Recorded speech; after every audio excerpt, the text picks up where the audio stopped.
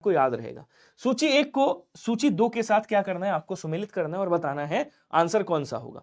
सभी लोग please answer जरूर करिएगा, ठीक है।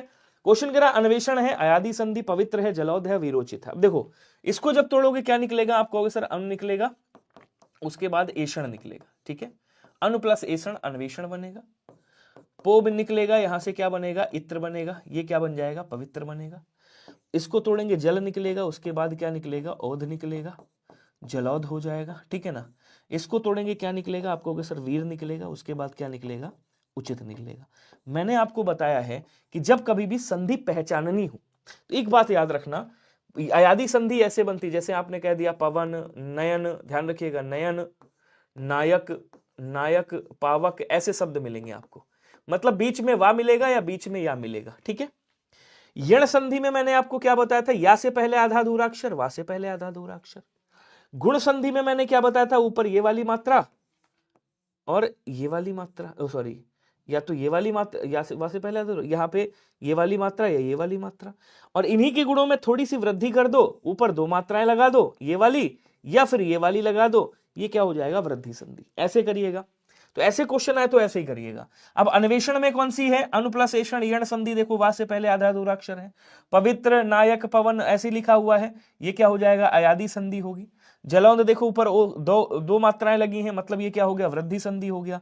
वीरोचित ऊपर देखो 1 मात्रा लगी है, ये गुण संधि हो गया। तो पहले का दूसरा, मतलब ए का फर्स्ट, बी का ए का सेकंड, बी का फर्स्ट, ए का सेकंड, बी का फर्स्ट, ये कट गया, ये कट गया। बी का फर्स्ट कहाँ है, बी का फर्स्ट यहाँ है, तो ये वाला आंसर होगा, हाँ बी का ये तो होगा नहीं, कट गया ये भी, तो बी वाला आंसर आपका राइट हो जाएगा। सभी लोग देख लीजिएगा, क्या सभी को क्लियर है? बिल्कुल। आज तो आंसर की नहीं आएगा जमशेद, परेशान मत हो। चलिए, क्रिया विशेषण के प्रकार और उनके उदाहरण का निम्नलिखित में से कौन सा युग्म सही नहीं है, ये बताइएगा। सभी लोग आंसर करिएगा, बड़े प्यारे क्वेश्चन है आज के, मैं बता रहा हूं। निश्चय बोधक क्रिया विशेषण, बेशक, आपने कहा बेशक ये निश्चय बोधक है भाई, जहां पे निश्चितता बता रहा हो, ठीक है।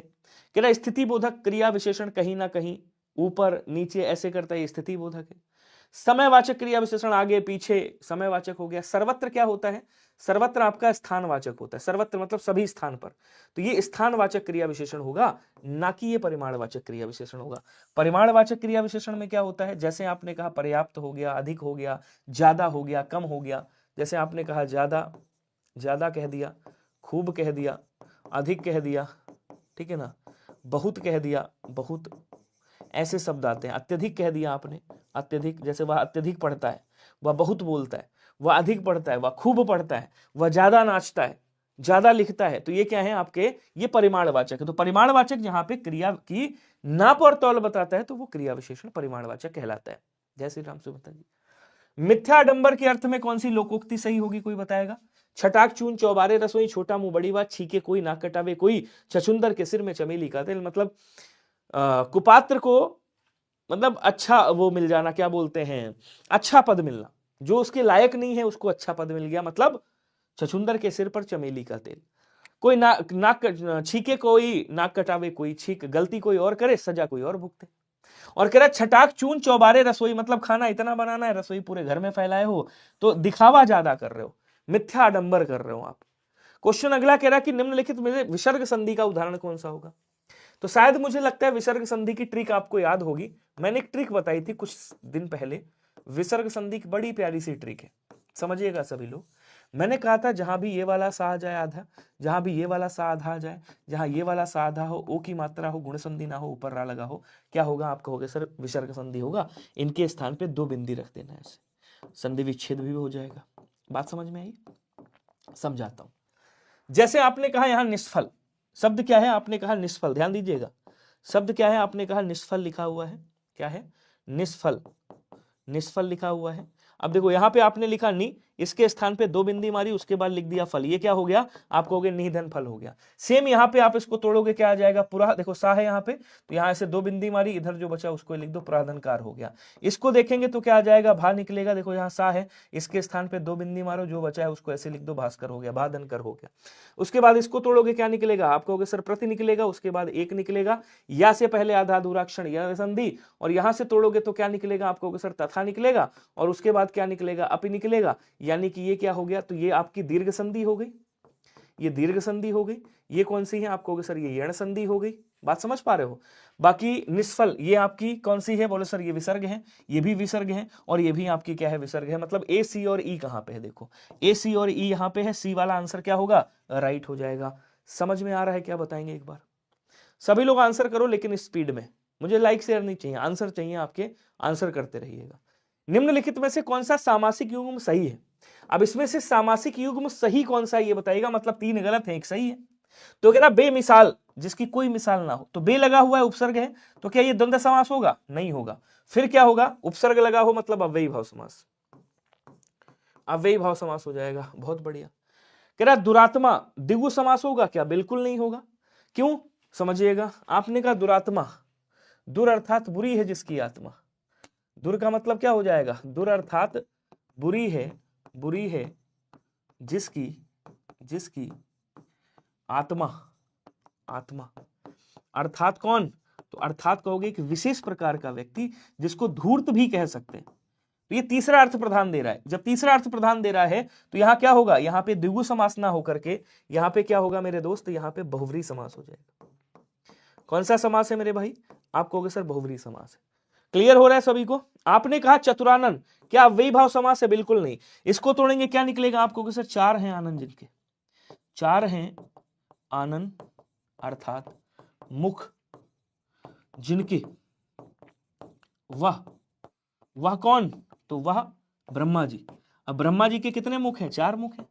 इसका मतलब ये क्या हो गया, आप कहोगे सर ये बहुव्रीहि समास है। ये भी बचा कौन सा, कर्महीन। तो यहां जब इसको तोड़ोगे, यहां इसको तोड़ोगे क्या निकलेगा, आप कहोगे सर कर्म से हीन हो रहा है, कर्म से क्या हो रहा है मेरे भाई, हीन हो रहा है, ठीक है ना। और यहां जब आप देखोगे तो ये क्या होगा, ये तत्पुरुष समास हो जाएगा, बिल्कुल सही है। लेकिन अलग हो रहा है, ये अपादान तत्पुरुष होगा। कौन सा तत्पुरुष है, आप कहोगे सर ये अपादान तत्पुरुष है। इस बात को याद रखिएगा, आंसर आपका क्या हो जाएगा, सी वाला राइट हो जाएगा। हो गया पूरा पोस्टमार्टम, बोलो क्लियर है, क्वेश्चन अच्छे हैं, मजा आ रहा है। अगला कह रहा कि सूची 1 को सूची सेकंड के साथ मिलान करना है और बताना है आंसर कौन सा होगा। सभी लोग कमेंट करेंगे स्पीड में। Vivaan Dwivedi the handsome hunk, hello ji स्वागत है। चलिए आंसर करिएगा। अनुग्रह है, अनुराग है, सहयोग है, दुराग्रह है। अब ऐसे क्वेश्चन आसान होते हैं, पूछो कैसे आसान होते हैं। इसको थोड़ा अच्छा ऊपर तो होगा ही नहीं है, दिख रहा है ना सभी को, बढ़िया। ऐसे क्वेश्चन आसान होते हैं, पूछो कैसे, 1 या 2 मिला लो काम हो जाएगा। समिता जी स्वागत है आपका। सर जीडी की एक नोटिस आया हुआ है, समझ वो 2024 के लिए आया है, उसमें 2024 वालों के जो प्राप्तांक हैं वो आपके दिखाई दे रहे हैं, मार्क्स दिखाई दे रहे हैं। एक बार मैं भी रीचेक करता हूं, उसके बाद बताता हूं। हाँ प्रिंस देखता हूं मैं। अब अनुग्रह का विलोम, यहां अनुराग का विलोम क्या होगा, अनुराग का विराग हो जाएगा, ठीक है। उसके बाद कह रहा है आग्रह का क्या होता है, दुराग्रह होता है, ये इससे हो जाएगा। सहयोग का प्रतियोगी, ये इससे हो जाएगा। अनुग्रह का विग्रह होता है, ये इससे हो जाएगा। तो पहले का चौथा कहां पे, आप कहोगे सर यहां पे है, बी वाला आंसर राइट हो गया। एक बार सभी लोग बताओ क्या क्लियर है, जल्दी जल्दी आंसर करिएगा स्पीड में। बहुत ही बढ़िया, शानदार। आज सब लोग आए हैं क्या क्लास में, एक बार बताओ। अच्छा आप लोगों के पास नोटिफिकेशन गई थी क्या क्लास की, क्या आप लोगों के पास क्लास की नोटिफिकेशन जाती है या नहीं, जरा कमेंट करके बताइएगा। मतलब नोटिफिकेशन आई थी कि विनय भैया की क्लास स्टार्ट हो गई, आ जाओ जल्दी से, ऐसा कुछ आया था क्या, आता है या नहीं आता है, बस इतना बता दो। आया था, राधे राधे नहीं आया था। आप लोग टाइम नोट कर लीजिएगा, 7 PM डेली क्लास होती है, छोड़िएगा। चलो कह रहा निम्नलिखित पंक्तियों में कौन सा छंद है, आपको बताना है। रे मनवा हरि भज विषय, रे मनवा हरि भज विषय तज, सज सत संगति रैन दिनु, काटत दे भव के फंद को और ना को राम बिनु। तो हरिगीतिका में कितनी मात्राएं होती हैं, हरिगीतिका में 28 मात्राएं होती हैं। कितनी, 28 मात्राएं होती हैं, याद रखिएगा 28 मात्राएं होती। उल्लाला में कितनी, पहले और तीसरे में 15-15 मात्राएं, ये अर्धसम है ना, और दूसरे और चौथे में 13-13 मात्राएं होती हैं। रोला में क्या होता है, रोला में 24 मात्राएं होती हैं, और गीतिका में आपकी 26 मात्राएं होती हैं, ठीक है। अब देखो यहां क्या कह रहा है, यहां कह रहा है देखो जहां पे ऊपर मतलब दीर्घ स्वर लगा हो 2 मात्राएं, तो ये 2 हो गया, 1 3 4 5 6 7 8 9 10 11 12 13 14 और 15। पहले में कितनी, 15 मात्राएं, 1 2 3 4 5 6 अनुस्वार लगा है तो दो मात्राएं, 6, 7, 8, 9, 10, 11, 12 और 13, ये कितनी है? 13 मात्राएं। ठीक है, अब बताओ आंसर कौन सा हुआ? जल्दी जल्दी आंसर करो, बढ़िया क्वेश्चन है। अब देखिए एक बात समझिएगा, यहां क्या हो रहा है? 15 और 13 पे यति हो रही। किस पे यति हो रही मेरे भाई? 15 और 13 पे। अब देखो हरिगीतिका में क्या होता है, हरिगीतिका में 16 और 12 पे यति होती है। तो पहले में अगर 16 होती तो क्या हो जाता? हरिगीतिका हो जाता, मतलब 16 नहीं है। इसका मतलब क्या है? ये उल्लाला है, क्योंकि 15 और 13 की बात कर रहा है। तो बी वाला आंसर आपका क्या हो जाएगा? राइट हो जाएगा। ओके, अगला क्वेश्चन कह रहा अखियां हरिदर्शन की भूखी कैसे रहे रूप रस राची। अगर गिनना नहीं आता है मुझसे पूछ लीजिएगा, मैं सिखा दूंगा। एग्जाम में गलती मत करके आइएगा, बड़ा आसान होता है गिनना। देखो जहां पे भी हरस्व स्वर लगा हो, हरस्व मतलब जानते हो? मूल स्वर जिसको एक मात्रिक स्वर कहते हैं। जैसे आ हो गया, आ हो गया, ई है, आ है, ई है, ऊ है, ठीक है ना, री है, और उसके बाद चंद्र बिंदु है। तो जहां ये लगा हो ना, इसके लिए हम एक मात्रा चुनते हैं। क्या चुनते हैं? एक मात्रा चुनते हैं। ठीक है, और जहां दीर्घ हो, दीर्घ को हम क्या बोलते हैं? दीर्घ को हम द्विमात्रिक स्वर कहते हैं। तो जहां दीर्घ स्वर लगा हो वहां हम क्या करते हैं? वहां हम दो मात्राएं, जैसे दीर्घ आ, दीर्घ ई, दीर्घ उ, ठीक है, उसके बाद आपका ए ओ और औ, उसके बाद आपका अनुस्वार, और आपका ये भी आ जाता है इसमें विसर्ग। अनुस्वार और विसर्ग जहां भी लगा हो वहां क्या होता है? तो आप कहोगे सर वहां पे आपका दो मात्राएं होती हैं, ऐसे लिखते हैं। ठीक है, इनके लिए हम क्या करते हैं? दो मात्राओं का चयन करते हैं, ध्यान रखिएगा। उसके बाद एक तरीका और सीखो, जैसे मान लो यहाँ पे लिखा है कंबल। ये क्या लिखा है? कंबल। ध्यान से समझना, गलती यहीं पे लोग करते हैं। जैसे ये कंबल लिखा है तो इसकी एक मात्रा हो गई, इसकी एक मात्रा होगी। अब ये जो माँ है ना, ये आधा है, तो इसकी मात्रा किस पे चढ़ेगी? इस पे चढ़ जाएगी, तो ये दो मात्राएं बन जाएंगी। एक बात और समझना, जैसे आपने लिखा स्तंभ, आपने लिखा स्तंभ, ठीक है, तो यहां पे देखो एक मात्रा है और यहां पे आपकी दो मात्राएं। ये आधा है, अब इसके आगे कोई है नहीं, कुछ है नहीं, तो ये इसकी मात्रा नहीं चढ़ेगी, यहां पे तीन ही मात्रा रहेंगी। ये बात याद रखिएगा। ठीक है, अब आ जाओ, चलते हैं यहाँ पे। अखियां हर दर्शन की भूखी, अखियां जो है हरि अर्थात कृष्ण जी के, विष्णु जी के दर्शन करना चाहती हैं, लेकिन कह रहा कैसे रहे रूप रस राची है बतिया सुन सूफी की, उनके रूप के बिना हम कैसे रह रहे हैं, ये बतिया सुन रूक रही हैं। मतलब हम हरि से प्रेम कर रहे हैं लेकिन उनसे दूर हैं। तो जहां पे प्रेम हो लेकिन दूरी हो, वहां क्या होता है? वियोग श्रृंगार रस होता है। तो इसका भी स्थायी भाव रति ही होता है, याद रखिएगा। ठीक है, करुण रस का स्थायी भाव शोक होता है, आपको खूब अच्छे से पता है। विभत्स रस का स्थायी भाव जुगुप्सा होता है, खूब याद रखिएगा इसको। और भक्ति रस का स्थायी भाव भगवत भक्ति होता है, ध्यान रखेंगे। स्तंभ समझ नहीं आया, फिर से समझाता हूं, आ जाओ यहां समझा देता हूं। जैसे आपने कहा स्तंभ हटा दो, कुछ और ले लो शब्द। जैसे आपने कहा क्या बोलते हैं, स्मृति कह दिया, स्मृति। जैसे आपने कहा स्मृति, ठीक है। अब देखो इधर लिखता हूं, जैसे आपने कहा स्मृति, ऐसे लिखा, ठीक। यहां पे लघु ई है तो एक मात्रा, यहां पे री है मतलब लघु है तो एक मात्रा। ये आधा है, अब ये आधा है तो इसकी कोई मात्रा नहीं। हाँ, इसके आगे अगर कोई शब्द होता, मान लो का होता है इसके आगे, या इसके आगे कुछ और शब्द होता, तो हम दो मात्रा उस पे लगा देते, इसकी मात्रा इस पे चढ़ाते। लेकिन इसके आगे कुछ है नहीं, इस ये वाला शब्द खत्म है, तो इसकी मात्रा हम आगे नहीं बढ़ाएंगे। समझ गए? अब आ जाओ आगे चलते हैं। काव्य की शोभा बढ़ाने वाले धर्मों को अलंकार कहते हैं। इस उक्ति में प्रयुक्त धर्म शब्द का अर्थ क्या है? देखो वैसे धर्म जो है, वैसे जो धर्म है यहाँ पे, वैसे धर्म ये अनेकार्थी शब्द है। कि धर्म का मतलब क्या होता है भाई? व्यवहार भी होता है आदमी का।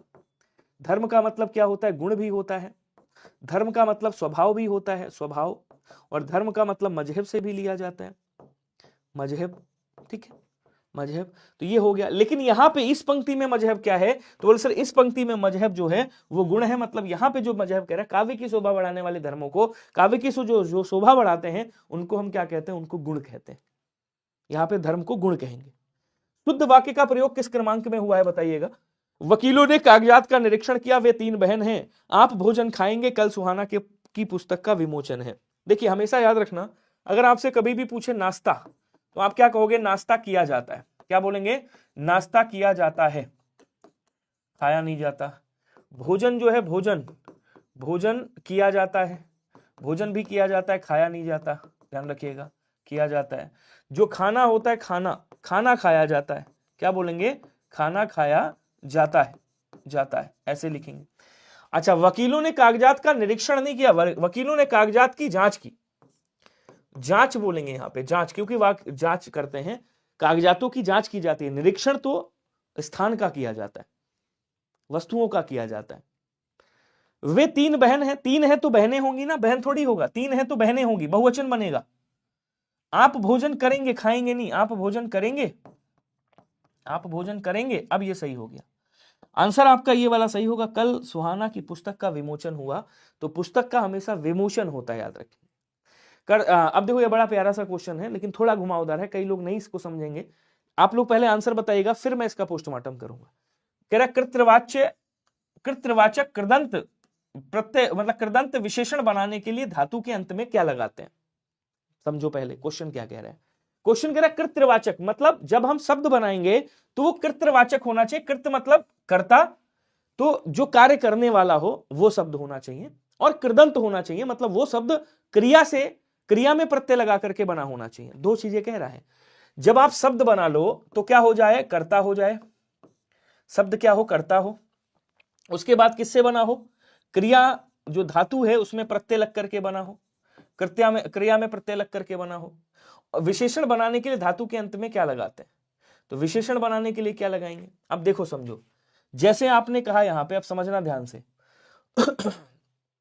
जैसे आपने कह दिया यहां पे क्या बोलते हैं, झगड़ा, आपने कहा झगड़ा, तो झगड़ा क्या है भाई, देखो आपने लिखा पहले यहां पे झगड़ना, तो ये झगड़ना, अच्छा यहां पे अक लगाना है ना आपको, किस विशेषण में, चलो इसका पहले बता देता हूं। जैसे आपने कहा झगड़ना, तो झगड़ना क्या है, क्रिया है, समझना ध्यान से सभी लोग। और यहां से क्या निकाला आपने, झगड़ा निकाला, और यहां पे आलू प्रत्यय लगा दिया, आलू प्रत्यय लगाया, ठीक है। ये शब्द क्या बनेगा, देखो झगड़ा धातु है, और ये शब्द क्या बन जाएगा, आपको कहोगे सर झगड़ालू बन जाएगा, झगड़ालू बनेगा, ठीक है। तो ये कैसा शब्द बन गया, आप कहोगे सर ये झगड़ालू विशेषण भी है, झगड़ालू क्या है, विशेषण भी है। और ये झगड़ालू भाई एक तरह से कर्ता कह रहा है कि यार वो बंदा झगड़ालू है, मतलब झगड़ा करता है, तो कर्ता का भी क्या कर रहा है, बोध करा रहा है। जैसे आपने कहा कि लेख क्या है, धातु है, तो इसके साथ जो प्रत्यय लगेगा अक, वो क्या बनेगा, बोले सर ये लेखक बनेगा, ये क्या बनेगा, लेखक। अब ये जो शब्द है ये कैसा शब्द है, आप कहोगे सर ये कृदंत शब्द है, क्यों, क्योंकि ये धातु के साथ प्रत्यय लग करके बना है, धातु के साथ प्रत्यय लगा है, और इस प्रत्यय को हम क्या कहेंगे, कृत प्रत्यय कहेंगे। तो जहां कृत प्रत्यय से जब कोई शब्द बनता है तो उसे हम कृदंत प्रत्यय कहते, कृदंत शब्द कहते हैं। तो ये जो लेखक शब्द हो गया ना, ये क्या बन गया, कृतवाचक भी बन गया भाई, लेखक लिखने वाला, उसकी बात कर रहा है। तो यहां पे हम क्या करते हैं, यहां पे हम आक प्रत्यय भी लगा सकते हैं, क्या बोलेंगे, हम आक प्रत्यय भी लगा देंगे। जैसे आपने कह दिया यहां पे, एक बड़ा प्यारा सा शब्द आता है, लेखक को भी हो गया, झगड़ालू बता दिया, ईर्ष्यालु बता दिया, नहीं ईर्ष्यालु नहीं, ईर्ष्या तो भाववाचक संज्ञा है, ईर्ष्यालु नहीं होगा। एक शब्द आता है आक प्रत्यय जिसमें लगता है, हाँ जैसे आपने कह दिया तैरना, जैसे आपने कहा, यहां पे और समझाता हूं, आक प्रत्यय भी लग जाएगा, अक प्रत्यय भी लग जाएगा। जैसे आपने कहा तैरना क्या है, क्रिया है, तैर यहां से धातु निकाला, ये धातु है तैर, ठीक है, और धातु में हमने क्या किया, आक प्रत्यय लगा दिया, ये क्या लगाया, ये प्रत्यय लगा दिया। अब चूंकि ये धातु है, धातु के साथ जो प्रत्यय लगेगा उसे हम क्या बोलेंगे, उसे हम कृत प्रत्यय बोलेंगे, समझने वाली बात है, इसलिए मैं थोड़ा इसको ज्यादा एक्सप्लेन कर रहा हूं। और ये क्या बन गया, आप कहोगे सर ये तैराक बन गया। तो तैराक ये कैसा शब्द है, आप कहोगे सर कृदंत शब्द है, और ये विशेषण भी है। ये क्या है भाई, विशेषण भी है, क्यों, क्योंकि ये क्रिया के साथ प्रत्यय लग करके बना है, तो ये कृदंत हो गया। तो ये आक प्रत्यय लगाया हमने, यहाँ पे आक प्रत्यय लगा करके आप क्या कर सकते हो, कृतवाचक कृदंत विशेषण बना सकते हो। क्वेश्चन सही था या नहीं था, बताइए। क्लियर, आगे बढ़ेंगे। हाँ, अगला क्वेश्चन कह रहा, माला फेरत जुग गया, और फिरा न मन का फेर, और कर का मन का डारी दे, मन का फेर। अब मैंने आपको कई बार बताया है कि भैया जहां पे शब्द की आवृत्ति हो, क्या हो, जहां पे शब्द की आवृत्ति हो, एक शब्द की आवृत्ति हो रही है, लेकिन अर्थ क्या है बच्चे, अर्थ अलग अलग है, अर्थ क्या है, अर्थ अलग अलग है। तो जहां अर्थ अलग हो और शब्द की आवृत्ति हो, वहां क्या होता है, यमक अलंकार। कैसे, जैसे कह रहा माला फेरत जुग भया, और फिरा ना मन का फेर, मन का मतलब हृदय का, हृदय की बात कर रहा है। और मन का डार दे, कर का मन का डार दे, मन का मतलब माला, यहां क्या कह रहा है, यहां मन का मतलब माला, और मन का फिर मन मतलब हृदय, हृदय, और मन का मतलब माला। तो यहां देख रहे हो शब्द एक शब्द है रिपीट हो रहा है, अर्थ अलग अलग मिल रहे हैं, तो क्या हो जाएगा, यमक अलंकार। सजना है मुझे सजना के लिए, तो सजना है किसके लिए, तैयार होना है, सजना मतलब प्रीतम पति के लिए। काली घटा का घमंड घटा, तो एक घटा का मतलब ऋतु हो गया, एक घटा का मतलब कम होना हो गया। सुना नहीं सुना है, चलिए आगे चलते हैं। अगला कह रहा कि उस विकल्प का चयन करें जो दिए गए शब्द का पर्यायवाची शब्द नहीं है। आपको बताना प्रवाद का पर्यायवाची कौन सा नहीं है। प्रवाद का मतलब क्या होता है, प्रवाद का मतलब होता है कि भैया तुम्हारी क्या चल रहा है, तुम्हारी जैसे बातें उड़ रही हैं, लोग कहते नहीं तुम्हारी अफवाह कुछ उड़ रही है, तो जनश्रुति भी कह देते हो। जनश्रुति मतलब जो जन में सुनी हुई है। किंवदंती का मतलब भी होता है बार बार जो आपने परंपरा से सुने आ रहे हो उसको किंवदंती बोलेंगे। अफवाह भी आप कह सकते हो, लेकिन प्रतिहारी नहीं कहा जाता है। प्रतिहारी का मतलब क्या होता है, प्रतिहारी का मतलब होता है द्वारपाल बोलते हैं इसको, इसको द्वारपाल बोलते हैं, इसको द्वार रक्षक कहा जाता है, द्वार रक्षक बोलते हैं इसको, ठीक है। ये प्रहरी भी कहलाता है, ध्यान रखिएगा, प्रहरी कहा जाता है इसको। तो यहां पे आंसर कौन सा हो जाएगा, सी वाला राइट हो जाएगा। इसको प्रतिहार भी बोलते हैं, क्या बोलेंगे, प्रतिहार भी कहा जाता है। प्रतिहार का मतलब होता है जो द्वार का रक्षक होता है, जो द्वार का पालक होता है, वॉचमैन। निम्नलिखित प्रश्न में, अब देखो ये क्वेश्चन बड़ा प्यारा सा है, इसको ध्यान से समझिएगा तभी आंसर कर पाओगे। निम्नलिखित प्रश्न में 4 विकल्पों में से उस विकल्प का चयन करें जो सही विराम चिन्ह युक्त का वाक्य का सही विकल्प है। एक बार बताओ सब लोग सच बताना, लेवल में मजा आ रहा है या नहीं आ रहा है। जो लेवल है क्वेश्चन का बहुत ज्यादा हाई लेवल नहीं है, लेकिन जो क्वेश्चन का ट्रेंड है, जैसे क्वेश्चन आपके एग्जाम में इस समय जूनियर असिस्टेंट वगैरह में पूछे जाएंगे, लेखपाल में पूछे जाएंगे, क्या वो ट्रेंड आपको मिल रहा है या नहीं मिल रहा है।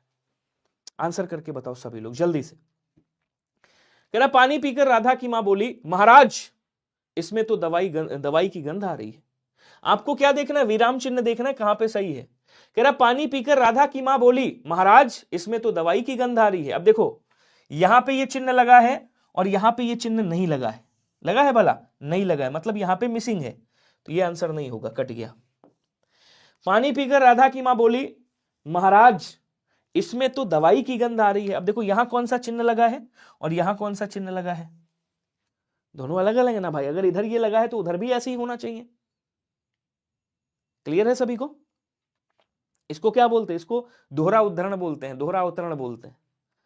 पानी पीकर राधा की मां बोली महाराज, अब देखो यहां चिन्ह लगा है, यहां गायब है, पूर्ण विराम लगा है। फिर सही कौन सा,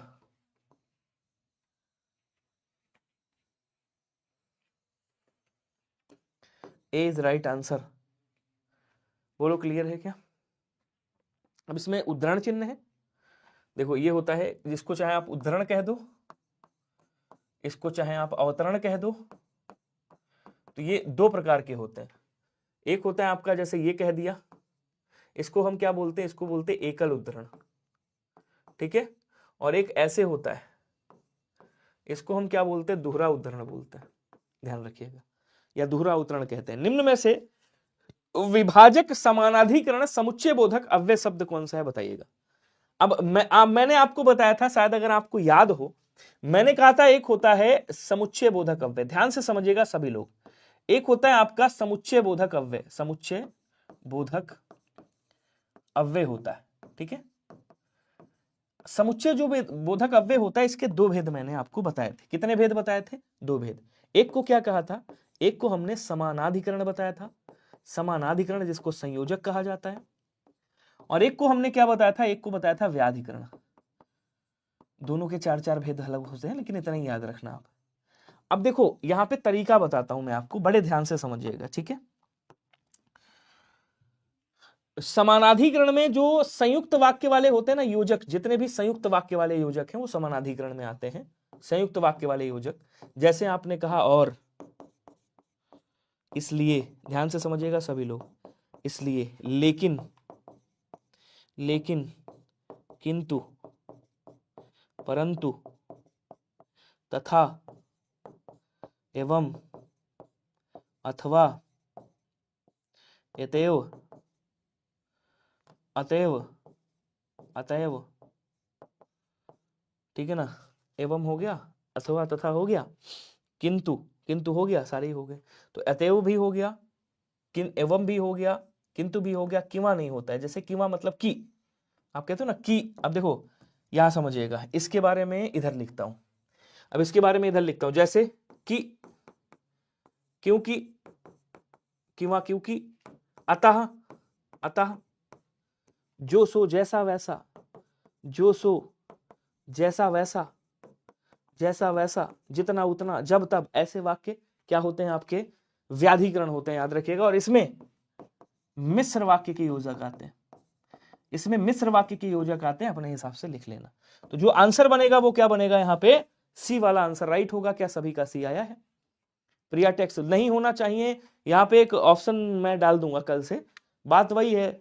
हाँ, कह रहा है निम्न में से विभाजक समानाधिकरण, विभाजक की बात कर रहा है, और विभाजक तो यही है, इसको चाहे विभाजक कह दो, इसको चाहे विभाजक कह दो, चाहे व्याधिकरण कह दो, एक ही बात है। तो यहां पे विभाजक लिख दीजिएगा, यहां क्या लिखिएगा, यहां विभाजक लिखिएगा, विभाजक। और यहां क्या लिखिएगा, यहां आप इसको संयोजक लिखिएगा, ये संयोजक होता है, ये जोड़ने का काम करता है, ये अलग करने का काम करता है।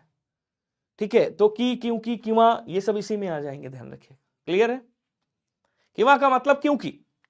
निम्नलिखित में से किस विकल्प में अनुनासिक का प्रयोग हुआ है? अब अनुनासिक क्या होता है, जिसमें, अनुनासिक का मतलब समझिएगा, जिसमें या जिनके उच्चारण में, जिनके उच्चारण में, उच्चारण में ध्वनि, ध्वनि नाक व मुंह दोनों से निकलती है, दोनों से, दोनों से, दोनों से निकलती है, निकलती है, इसको क्या कहते हैं, अनुनासिक कहते हैं। और जिसमें केवल ध्वनि मुख से निकलती है उसे निर्नुनासिक कहते हैं। तो अनुनासिक पहचान बड़ी प्यारी सी है, जहां भी चंद्र बिंदु लगा हो, जहां भी चंद्र बिंदु लगा हो वो क्या होगा, वो आपका अनुनासिक होगा। जहां भी चंद्र बिंदु लगा हो अनुनासिक, और जहां अनुस्वार लगा हो वो निर्नुनासिक होगा। तो यहां क्या कह रहा है, यहां पे चंद्र बिंदु लगा है, ऑप्शन नंबर ए वाला आपका राइट होगा। ये आपका क्या है, बोल सर ये अनुनासिक है, जहां भी चंद्र बिंदु लगा है। क्या सभी को समझ में आ रहा है या नहीं आ रहा है, कमेंट करके बताओ मुझे, कम से कम एटलीस्ट सभी लोग। क्वेश्चन अगला है, बुरे समय को देखकर गंजे तू क्यों रोए, और किसी भी हालत में तेरा बाल न बाका होए। जल्दी जल्दी आंसर बताओ, बुरे समय को देखकर गंजे तू क्यों रोए, और किसी भी हालत में तेरा बाल न बाका होए। वीर रस का स्थायी भाव क्या होता है, बोलो सर वीर रस का स्थायी भाव उत्साह होता है। और ध्यान रखिएगा वीर रस के 4 भेद होते हैं। कितने भेद होते हैं, 4 भेद होते हैं वीर रस के, ध्यान रखेंगे। भरत मुनि के अनुसार वीर रस के कितने भेद हैं, आप बताइएगा। भरत मुनि के अनुसार, भरत मुनि के अनुसार, अनुसार, अनुसार कितने भेद हैं, कितने भेद हैं आप लोग बताइएगा। ठीक है, तो यहां पे कौन सा हो गया, बोलो सर दानवीर, पहले तो युद्धवीर, सबसे पहला युद्धवीर होता है, युद्धवीर, फिर दानवीर, फिर दयावीर, दयावीर, और उसके बाद धर्मवीर। ये भी क्वेश्चन आपका पूछता है, ये वीर 4 होते हैं, ध्यान रखेंगे। अच्छा, संयोग रस, श्रृंगार रस होता है, संयोग श्रृंगार। शांत रस का स्थायी भाव निर्वेद होता है, और हास्य रस का स्थायी भाव हास होता है। तो इसमें कौन सा स्थायी भाव आ रहा है, ये देखो कौन सा स्थायी भाव आ रहा है, बिल्कुल बोले सर हास्य रस आ रहा है, तो यहां क्या हो जाएगा, बोले सर हास्य रस हो जाएगा, डी वाला आंसर आपका राइट होगा। क्लियर है सभी को? अगला कह रहा है कि निम्नलिखित में, हाँ ये अकॉर्डिंग टू भरत मुनि के अनुसार कितने हैं वीर रस के, 3 भेद होते हैं, याद रखिएगा। कितने भेद होते हैं, 3 भेद होते हैं, ये चीज याद रखिएगा। कह रहा निम्नलिखित में से अल्प प्राण वर्णों का समूह नहीं है। अब अल्प प्राण वर्णों का समूह कौन सा नहीं है, अल्प प्राण बोले तो प्रत्येक वर्ग का पहला, तीसरा और 5वां अल्प प्राण होता है। अब चूंकि व्यंजन है तो हम यहां व्यंजन ही लिखेंगे। अब देखो आपने कहा इसमें कौन सा अल्प प्राण का वो नहीं है, ये पूछ रहा है। देखो का, खा, खा कौन सा है, दूसरा है। चा, छा, जा, झा, झा कौन सा है, चौथा है। टा, ठा, ठा कौन सा है, दूसरा है। ता, था कौन सा है, दूसरा है। और ता, था, दा, धा, धा कौन सा है, चौथा है। तो दूसरा चौथा, दूसरा चौथा, मतलब यही वाला क्या हो गया, यही वाला आपका महाप्राण है। क्योंकि महाप्राण की जब आप बात करते हो तो महाप्राण में क्या, अब आपको आंसर निकालना है, महाप्राण में क्या कहता है भाई, प्रत्येक वर्ग का दूसरा और चौथा महाप्राण होता है। तो ये आंसर अब पूछ रहा कौन सा अल्प प्राण नहीं है, तो महाप्राण है, यही वाला हो गया, बी वाला आंसर राइट कर देंगे। क्लियर है सभी को, कोई दिक्कत? अगला कह रहा कि किस विकल्प के सभी पद कर्मधारय समास से निर्मित है। अब इसको इधर तोड़ना पड़ेगा, ध्यान से समझिएगा, मैं तोड़ते हुए चल रहा हूं, आप देखते हुए चलिएगा। महालक्ष्मी, महान है जो लक्ष्मी, महान है जो लक्ष्मी, ठीक है। उसके बाद कह रहा भूत और प्रेत, भूत और प्रेत। उसके बाद कह रहा काली है जो मिर्च, काली है जो मिर्च। उसके बाद कह रहा है कि लाल और पीला, लाल और पीला, लाल और पीला। उसके बाद कह रहा है निडर, निडर बिना डरा हुआ। पूर्व रात्र, रात्र से पहले। खड़ी है जो बोली, इसको लिख लेते हैं, खड़ी है जो बोली। और उसके बाद कह रहा है ऊंच नीच, तो ऊंच या नीच। अब इसका बता दूंगा, पूरा पोस्टमार्टम करूंगा मैं। उसके बाद क्या कह रहा है घृतान्न, ये बढ़िया क्वेश्चन है।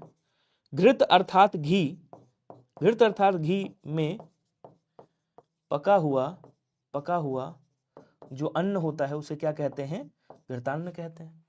छाया तरु, तरु की छाया, तरु अर्थात वृक्ष, पेड़ की छाया, की छाया। उसके बाद क्या कह रहा है देखिएगा, इधर फोड़ता हूं थोड़ा सा। कह रहा कि पर्णशाला, इधर लिख देता हूं नीचे, यहां से, पर्ण से निर्मित, निर्मित शाला, मतलब शाला ही कह देंगे, घर, शाला घर।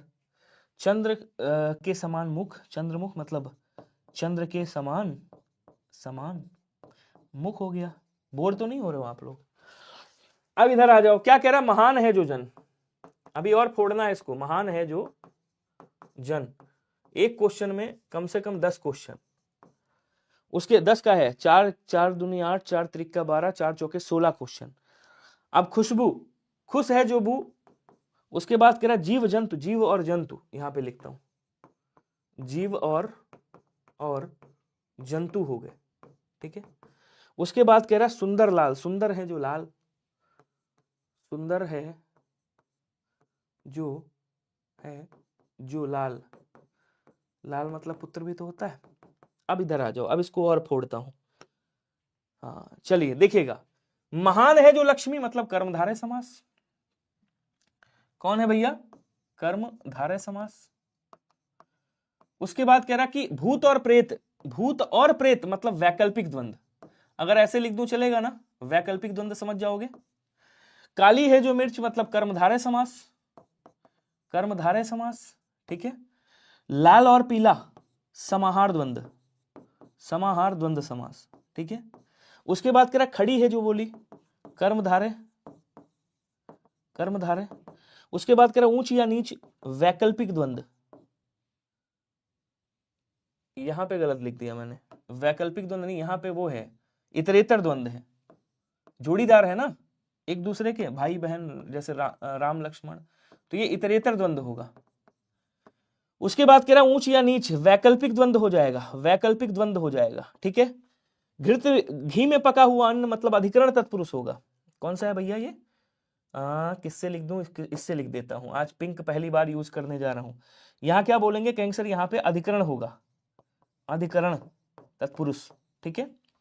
और तरु की छाया, वृक्ष की छाया मतलब संबंध तत्पुरुष, संबंध तत्पुरुष होगा। उसके बाद क्या कह रहा है देखो, चंद्र के समान मुख मतलब कर्मधारय, क्या हो जाएगा? कर्मधारय। और उसके बाद कह रहा पर्ण से निर्मित शाला मतलब, पर्ण से निर्मित शाला मतलब करण तत्पुरुष होगा, करण तत्पुरुष। और उसके बाद क्या कह रहा है? जीव और जंतु मतलब जीव और जंतु समाहार द्वंद्व होगा, समाहार द्वंद्व हो जाएगा। और उसके बाद कह रहा है ये कर्मधारय समास होगा, कर्मधारय समास, बड़ा गंदा लग रहा है। चलो अगला देखो, महान है जो जन मतलब ये भी कर्मधारय होगा। थक गया यार इसको करते करते, बात समझ पाए नहीं समझ पाए? अब आ जाओ क्वेश्चन क्या पूछ रहा है ये देखो। अब देखो क्वेश्चन क्या पूछ रहा है कि कर्मधारय समास कौन सा है, तो कर्मधारय इसमें कौन सा लग रहा है भैया? महालक्ष्मी, भूत प्रेत नहीं होगा, द्वंद्व समास है। काली मिर्च लाल पीला ठीक है। निडर पूर्व रात्र और खड़ी बोली ऊंच नीच, ये ऊंच नीच हो गया, ये भी नहीं होगा। उसके बाद कह रहा घृतान्न घी में पका हुआ अन्न छाया तरु, ये भी नहीं होगा।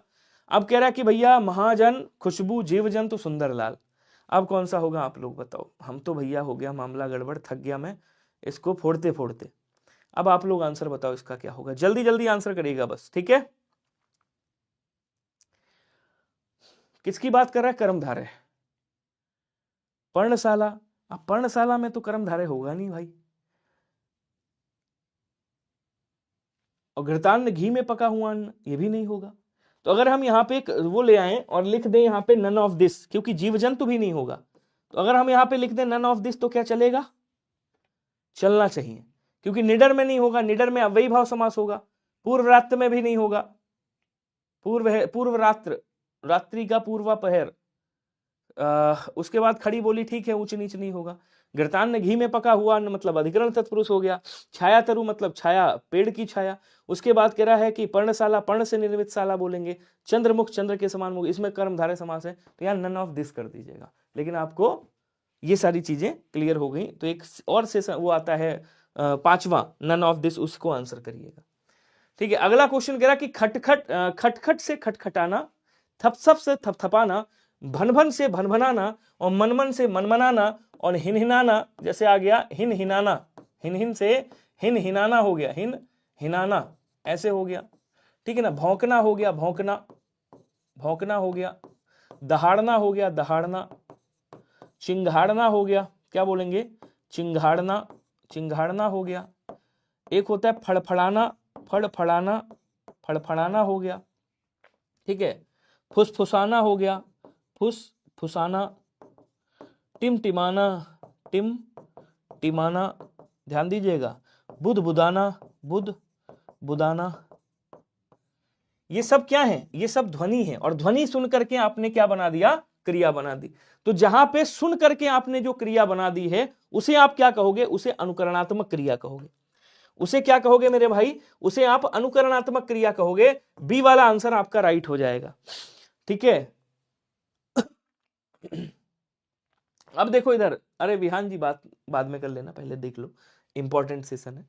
संयुक्त क्रिया जहां दो और दो से अधिक क्रियाएं मिलती है, जैसे विहान का ही नाम लिख देता हूं भाई, विहान बात कर चुका है।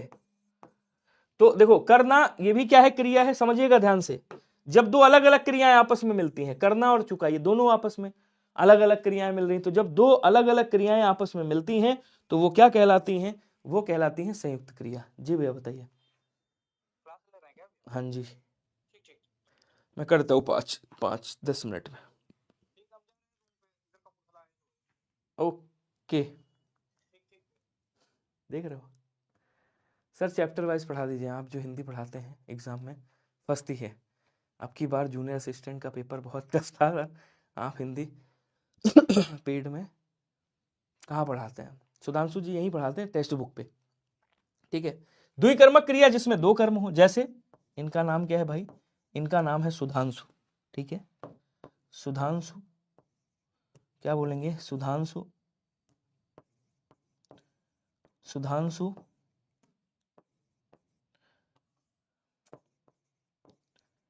सुधांशु ने मोहन को किताब दी, मोहन को किताब दी, ये क्या है, द्विकर्मक क्रिया।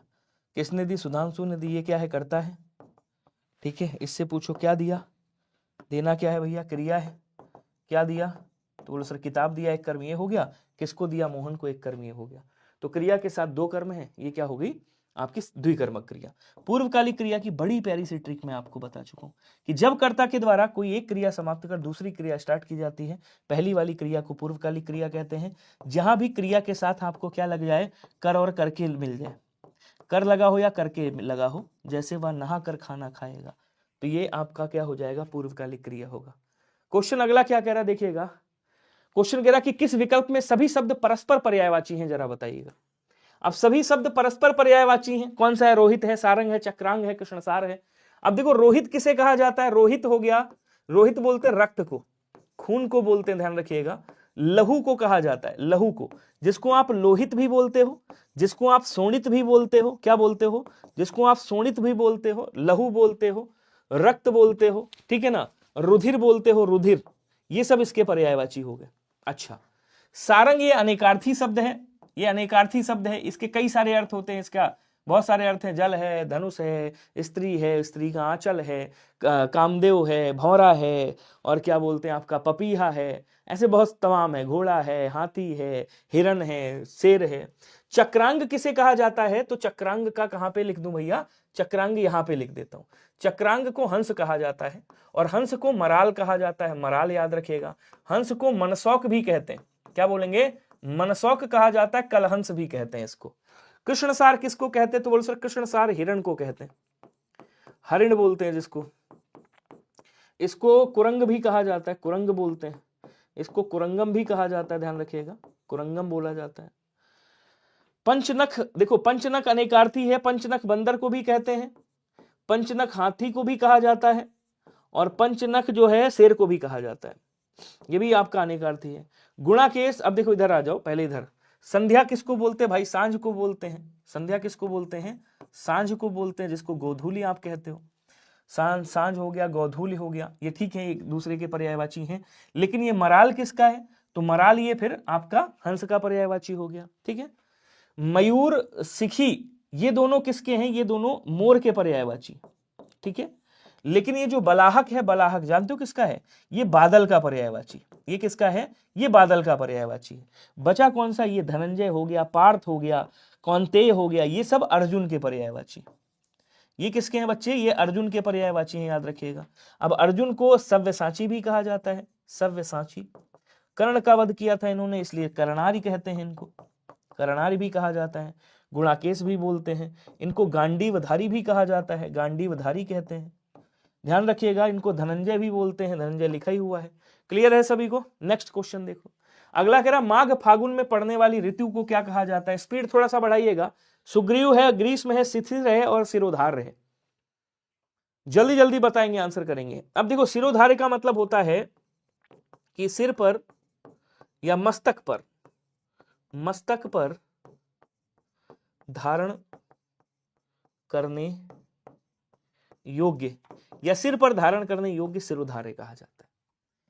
सुग्रीव का मतलब क्या होता है, जिसकी गर्दन सुंदर हो, जिसकी ग्रीवा बोले तो गर्दन, जिसकी गर्दन कैसी हो, जिसकी गर्दन सुंदर हो, उसको क्या बोलते, सुग्रीव बोलते हैं। और शिशिर किसे कहा जाता है, शिशिर कहा जाता है माघ फागुन में पड़ने वाली जो ऋतु होती है उसे शिशिर कहते हैं। हाँ, कुंतेय मतलब कुंती के पुत्र। निम्नलिखित में से कौन सा विकल्प लोकोक्ति का प्रचलित सही रूप है, बताइएगा। अब लोकोक्ति का प्रचलित मतलब इसमें से कौन सी शुद्ध लोकोक्ति है, ये बताना है। स्पीड थोड़ा सा बढ़ा दो, जल्दी जल्दी आंसर करो। कह रहा नीम ना मीठा होए चाहे धोए गुड़ घी से, मन मीठा होवे सींचो चाहे गुड़ घी से। नीम ना मीठा होए सींचो गुड़ घी से, और नीम मीठा होए सींचो एक बारी गुड़ घी से। कह रहा जो दुष्ट होता है ना, उस पर वो कभी सुधर नहीं सकता। जिसकी जैसी प्रवृत्ति होती है ना, वो प्रवृत्ति कभी सही नहीं हो सकती। सब योगी जी दिए हैं, क्या दे दिए योगी जी, बताएंगे। तो यहां कह रहे नीम ना मीठा हो चाहे धोए गुड़ घी से, नहीं धोए गुड़ घी से नहीं होगा, धोना आ गया मतलब गलत हो गया। यहां सींचना आएगा, मन मीठा, मन की बात नहीं कर रहा है। कह रहा नीम ना मीठा होए सींचो गुड़ घी से, और नीम मीठा होए, नहीं नीम मीठा नहीं होगा, नीम ना मीठा होए।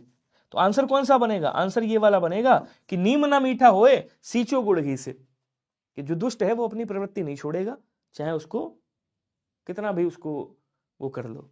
कुत्ते की दुम 12 वर्ष तक नली में रखो, वो टेढ़ी की टेढ़ी।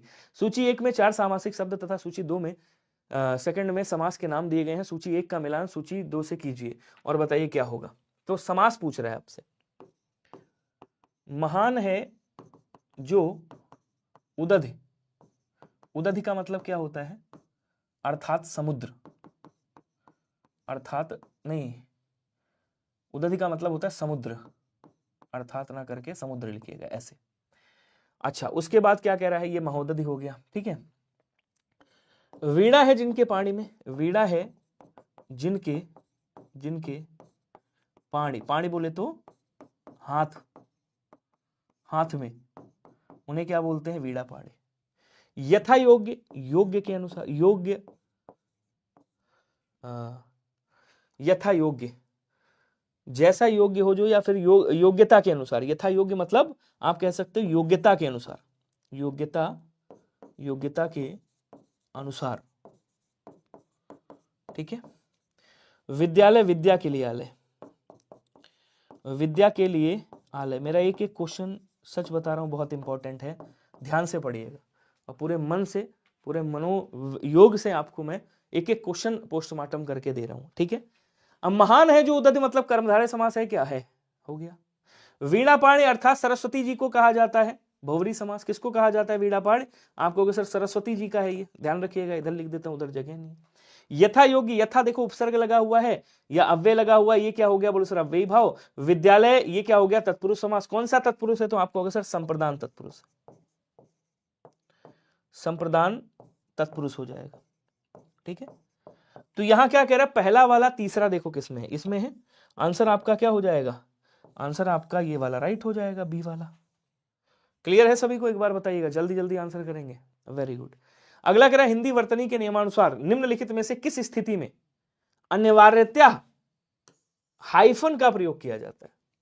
हिंदी वर्तनी के नियमानुसार निम्नलिखित में से किस स्थिति में अनिवार्यता हाइफन का प्रयोग किया जाता है? क्रिया और कर्ता के बीच, द्वंद्व समास में, कर्म भूतकालिक क्रिया में हो तो। हाइफन किसको बोलते हैं? जिसको योजक कहते हैं, जिसको आप क्या कहते हो? योजक चिन्ह कहते हो। इंग्लिश में उसको क्या कहा जाता है? हाइफन कहा जाता है। अब योजक चिन्ह कैसे लगता है? ऐसे।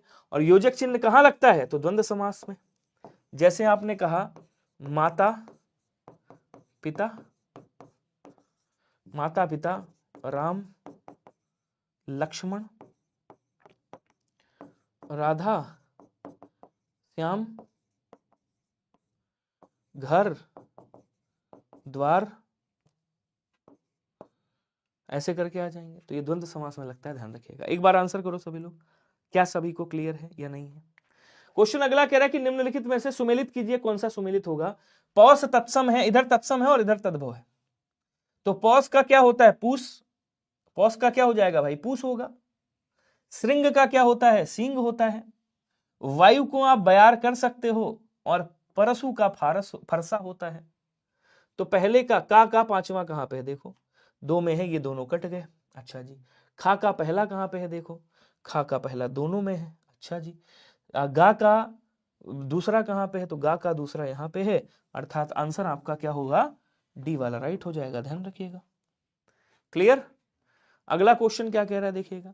राम कृपा भव निशा सिरानी, उपरोक्त पंक्तियों में निम्नलिखित में से कौन सा अलंकार है? राम कृपा भव निशा सिरानी, तो भव का मतलब क्या होता है? शिव जी, और निशा का मतलब होता है रात।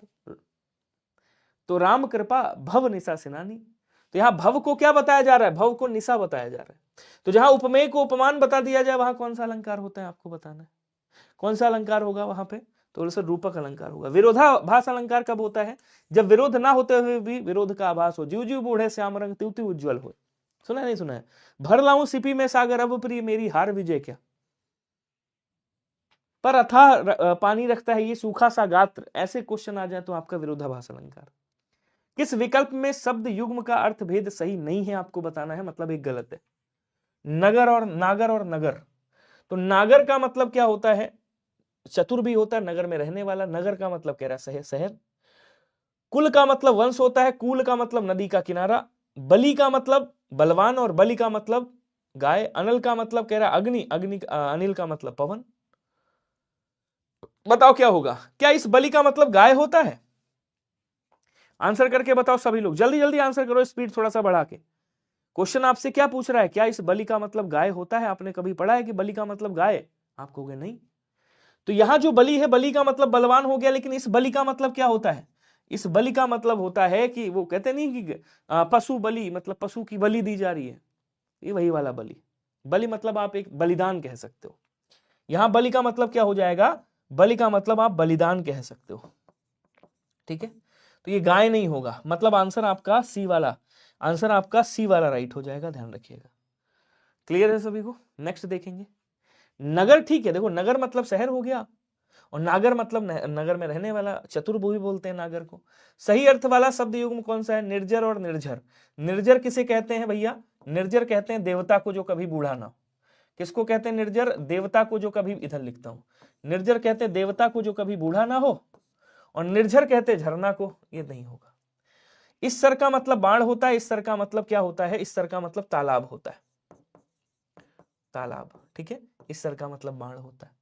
तो ये वाला मामला कट गया यहां। स्कूल का मतलब वंश होता है, स्कूल का मतलब शीतल नहीं होगा, स्कूल का मतलब क्या होगा? किनारा होता है, अभी आपने पढ़ा था। इसका मतलब ये भी कट गया। फिर सही कौन सा है? एक आकर का मतलब होता है खान, खान मतलब खाद्यान्न, वो खान साहब वाला खान नहीं, खान मतलब खाद्यान्न। और एक आकार का मतलब आकृति होता है। नीचे दिए गए उदाहरणों के साथ संधि का नाम किस विकल्प में अशुद्ध है? बताइएगा। अशुद्ध बताना है इसमें। मैं क्वेश्चन लाता हूं ज्यादा, लेकिन इतना एक्सप्लेन करना पड़ता है कि वो 30 ही क्वेश्चन हो पाता है। क्वेश्चन में 40 लाता हूं, पहले 50 कराता था, अभी इसका थोड़ा सा ब्रॉड क्वेश्चन हो गया है, लेवल बढ़ गया है, तो उस तरह से एक्सप्लेन करना पड़ता है मुझे, इसलिए समय लगता है। दिगंबर, इसको तोड़ोगे क्या निकलेगा? आप कहोगे सर यहां से निकलेगा दिक, और उसके बाद क्या निकलेगा? आप कहोगे सर अंबर निकलेगा, तो ये क्या हो जाएगा? दिगंबर हो जाएगा। इसका मतलब ये क्या है? आप कहोगे सर सही है, व्यंजन संधि। कह रहा महारणव, इसको तोड़ोगे क्या होगा? आप कहोगे सर महा, उसके बाद अर्णव हो जाएगा। समुद्र को बोलते हैं महाधन, अर्णव हो गया। ठीक है, इसको तोड़ोगे क्या आ जाएगा? आप कहोगे सर सदा आएगा, यहां से आ निकलेगा, उसके बाद एव आएगा, उसके बाद एव आएगा, यहां से ए निकलेगा, तो वृद्धि संधि बनेगी। ये भी सही है। इसको तोड़ेंगे क्या निकलेगा? आप कहोगे सर वन निकलेगा, उसके बाद क्या निकलेगा? उत्सव निकलेगा। ये क्या हो जाएगा? वनोत्सव हो जाएगा। इसका मतलब यहाँ दीर्घ संधि नहीं है, ऊपर ओ की मात्रा लगी है, मतलब ये गुण संधि होगी। ये कौन सी संधि होगी मेरे दोस्त? आप कहोगे सर गुण संधि होगी। डी वाला आंसर राइट करिएगा। 30 क्वेश्चन आपके हो गए कंप्लीट, जो कि 30 क्वेश्चन आपके आते ही हैं। ठीक है ना? तो अब समय हो गया है, वरना मैं और क्वेश्चन करा देता आपको। क्वेश्चन और भी हैं, बड़े प्यारे प्यारे हैं। सर अब 50 क्यों नहीं करवाते? अगर खाली टिक मारना हो तो मैं 50 करवा दूं, जैसे यहां है, आवश्यकता से अधिक धन संपत्ति एकत्र ना करना। अब कृपणता का मतलब क्या होता है? कंजूसी होता है। सदाचार मतलब अच्छा आचरण होता है, अच्छा आचरण, अच्छा आचरण बोलेंगे। अस्तेय का मतलब क्या होता है? चोरी ना करना, चोरी ना करना अस्तेय कहलाता है। ठीक है, आंसर क्या हो जाएगा? आप कहोगे सर अपरिग्रह। अपरिग्रह का मतलब क्या होता है? आवश्यकता से अधिक धन संपत्ति एकत्र ना करना। चलो स्पीड में बता दो। आशीर्वाद, उज्जवल, युधिष्ठिर और सन्यासी प्रतिज्ञा। उज्जवल गलत लिखा हुआ है, उज्जवल कैसे लिखेंगे? आप कहोगे सर उज्जवल ऐसे लिखेंगे, और सन्यासी कैसे लिखेंगे? तो सन्यासी ऐसे लिखेंगे। अगर ऐसे स्पीड में कराना हो तब तो फिर हो जाएगा। तो ये गलत है, ये गलत है। कह रहा अशुद्ध वर्तनी कौन कौन सी है? आशीर्वाद सही लिखा हुआ है, युधिष्ठिर सही है, प्रतिज्ञा सही है। अशुद्ध बी और डी। बी और डी कहां पे है? बोलो सर यहाँ पे है। आंसर आपका सी वाला राइट होगा। क्वेश्चन अगला कह रहा है अल्प विराम चिन्ह के प्रयोग के संबंध में कौन सा कथन असंगत है, आपको बताना है। तो कह रहा है किसी तथ्य को स्पष्ट करने का संकेत करने के लिए नहीं, अगर स्पष्ट करना है तो फिर ऐसे संकेत करेंगे, इसको क्या बोलते हैं? विवरण चिन्ह कह सकते हैं आप। तो यहां पे ये वाला नहीं होगा, बाकी सारे ही होंगे। अब कह रहा है अभिवादन, समापन, पता, दिनांक आदि में सम्मान सूचक। अभिवादन के बाद आप अल्प विराम लगाते हैं, अल्प विराम बोले तो ये वाला। अल्प विराम किसे कहते हैं भाई? ये वाला जो विराम है अल्प विराम कहलाता है। दो संज्ञाओं के बीच में जैसे ये अल्प विराम लगा है तो ये लगाते हैं, बिल्कुल सही है। कह रहा उपवाक्यों को अलग करने के लिए बिल्कुल लगाते हैं। भावातिरेक में शब्दों पर बल देने के लिए जब आप शब्द पर बल देते हो तब भी आप इसका प्रयोग करते हो। उसके बाद कह रहा कि शुद्ध विपरीतार्थक युक्त विकल्प कौन सा है? देखो थोड़ा स्पीड में आंसर करिएगा। अपकर्ष का उत्कर्ष होता है क्या? बिल्कुल होता है। सरल का कठिन होता है? बोलो सर बिल्कुल होता है। आपकी क्लास है क्या? अच्छा। अनुराग का विराग होता है? बोलो सर एकदम होता है। लेकिन विज्ञ का अभिज्ञ नहीं होता। इन दोनों का क्या कर दीजिएगा? या तो अज्ञ कर दीजिएगा, देखो ऐसे करिएगा, इसका अज्ञ भिज्ञ है, देखिए इन दोनों का अनभिज्ञ करिएगा। क्या बोलेंगे? अनभिज्ञ करेंगे। उसके बाद क्या कह रहा है? सरल कठिन सम्मुख का विमुख होता है, ठीक है। क्षम्य का बच्चे अक्षम्य होता है, अक्षम्य होता है। बुकिंग है या नहीं है बताओ। और अक्षम का सक्षम होता है। अक्षम का क्या होता है? सक्षम होता है। अनुलोम का प्रतिलोम होता है। एकाग्रचित्र का अन्य मनस्क होता है। अनिवार्य का निवार्य होता है। मतलब ये वाला कंडीशन एकदम सही है। बुकिंग है या नहीं है? बुकिंग है नहीं है? बुकिंग है, चेक करिए भाई। चलिए, तो विज्ञ का क्या होगा? विज्ञ का सुविज्ञ नहीं होता है बच्चे, विज्ञ का अज्ञ होता है। अब ऐसे क्वेश्चन में समय तो लगेगा। लघु का गुरु होता है, कृत का अकृत होता है, ये सही। तो आंसर आपका डी वाला हो जाएगा। जो गलत है उनको मैंने लिख दिया। क्लियर है? नहीं है? अगला कह रहा है कि निम्नलिखित में से किस विकल्प के सभी शब्द अनेकार्थी हैं? जरा बताइएगा। अनेकार्थी की बात कर रहा है, दल है, अनि है, रिपु है, इसमें कौन सा अनेकार्थी शब्द है आपको ये बताना है। थोड़ा सा स्पीड में आंसर करेगा, बुकिंग है कोई बात नहीं, तो थोड़ा रुक जाइए। चलिए जल्दी जल्दी आंसर करो, जल्दी जल्दी स्पीड में, जब फोन करें तब जुड़िएगा।